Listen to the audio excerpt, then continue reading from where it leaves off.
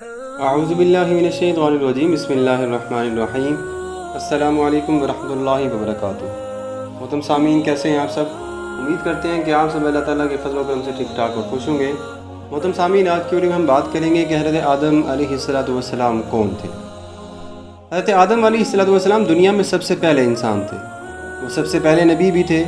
اللہ تبارک و تعالیٰ نے ان کو اپنے ہاتھ سے پیدا کیا۔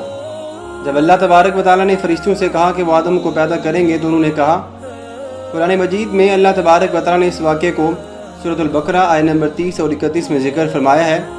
اعوذ باللہ من الشیطان الرجیم بسم اللہ الرحمن الرحیم۔ اللہ نے فرمایا، وَإِذْ قَالَ رَبُّكَ لِلْمَلَائِكَةِ إِنِّي جَاعِلٌ فِي الْأَرْضِ خَلِيفَةً قَالُوا أَتَجْعَلُ فِيهَا مَن يُفْسِدُ فِيهَا وَيَسْفِكُ الدِّمَاءَ وَنَحْنُ نُسَبِّحُ بِحَمْدِكَ وَنُقَدِّسُ لَكَ قَالَ إِنِّي أَعْلَمُ مَا لَا تَعْلَمُونَ وعلم آدم الأسماء كلها ثم عرضهم على الملائكة فقال أنبئوني بأسماء هؤلاء إن كنتم صادقين۔ ترجمہ، فرشتے کہنے لگے، کیا آپ زمین میں ایسی مخلوق بنائیں گے جو زمین میں فساد کرے گی اور خون بہائے گی، جبکہ ہم تیری تعریف کرنے کے لیے، تیری تسبیح بیان کرنے کے لیے بہت ہیں اور تیری پاکیزگی بھی بیان فرماتی ہیں۔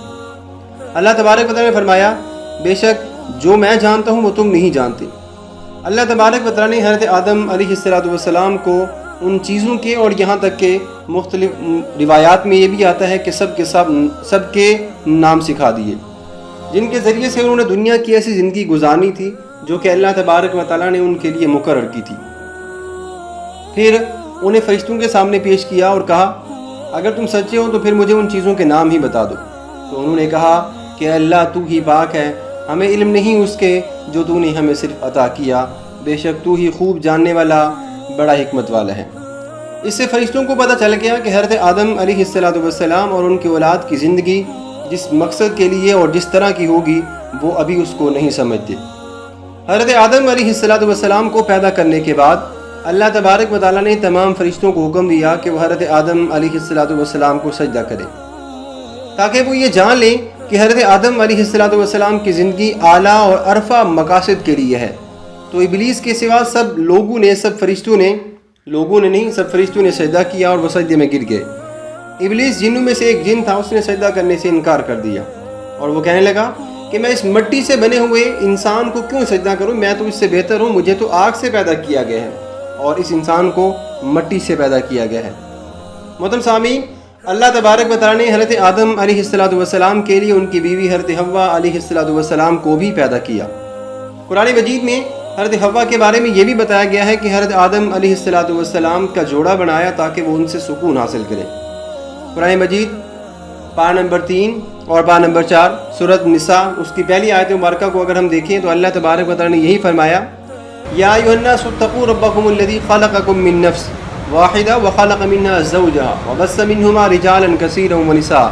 اے لوگو، تم سب کو ایک ہی مرد اور عورت سے پیدا کیا گیا ہے اور اس کے بعد تمہارے جوڑے بھی بنائے گئے ہیں، اور اسی مرد و عورت سے تمہارے لیے اور بھی انسانوں کو پھیلا دیا گیا ہے۔ محترم سامعین، حضرت آدم علیہ السلام اور حضرت حوا علیہ السلام کو جنت میں رہنے اور اپنی مرضی کے مطابق زندگی گزارنے کی اجازت دی گئی تھی، اور یہ خوبصورت زندگی بھی تھی۔ یہاں نہ کھانے پینے کی کمی تھی، نہ لباس کی، اور نہ انہیں گرمی یا سردی ہی محسوس ہوتی تھی۔ ان پر صرف ایک پابندی تھی، اور وہ یہ تھی کہ ایک خاص قسم کے درخت کے قریب جانے سے اللہ تبارک و تعالیٰ نے ان کو منع کیا تھا۔ قرآن مجید میں اللہ تبارک و تعالیٰ نے فرمایا، فَأَزَلَّهُمَا الشَّيْطَانُ عَنْهَا فَأَخْرَجَهُمَا مِمَّا كَانَا فِيهِ۔ اللہ نے فرمایا، وَلَا تَقْرَبَا هَٰذِهِ الشَّجَرَةَ فَتَكُونَا مِنَ الظَّالِمِينَ۔ تم نے اس درخت کے قریب نہیں جانا ورنہ تم ظالموں میں سے ہو جاؤ گے۔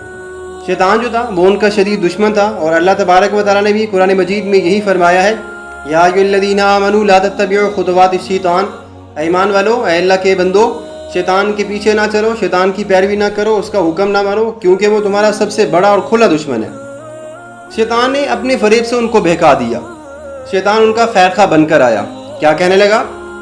تمہارے رب نے تو تمہیں اس درخت سے صرف اس لیے روکا ہے کہ کہیں تم دونوں فرشتے نہ بن جاؤ، یا کہیں تم دونوں ہمیشہ کی زندگی نہ پالو۔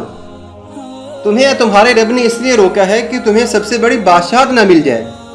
وہ شیطان کی باتوں میں آ کر اللہ کا حکم بھول گئے، اور اس کی نافرمانی کرتے ہوئے انہوں نے اس درخت کا پھل توڑ کر کھا لیا۔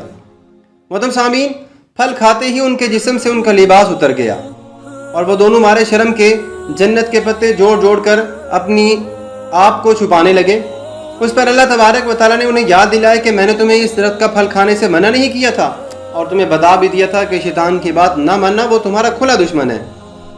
محترم سامعین، اس سے آگے کیا ہوا وہ انشاءاللہ ہم اگلی ویڈیو میں بات کریں گے۔ اپنا بہت سارا خیال رکھیے گا، اس ویڈیو کو مکمل تک دیکھیے گا اور ہمارے ساتھ جڑے رہیے گا، ہمارے چینل کو ضرور سبسکرائب کیجیے گا۔ اللہ حافظ۔